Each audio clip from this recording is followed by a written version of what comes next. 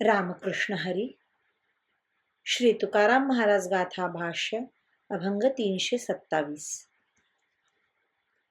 विश्वव्यापी माया तिणे झाकुळिली छाया, सत्य गेले भोळ्यावरी अविद्येची चाली थोरी.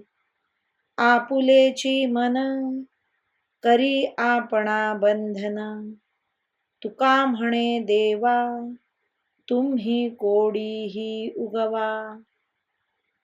देहाच्या छायेप्रमाणे ब्रह्माच्या आश्रित असलेली आणि विश्वाचे उपादान कारण असल्यामुळे विश्वाला व्यापणारी जी माया आहे तिने ब्रह्माला आवृत्त केले आहे.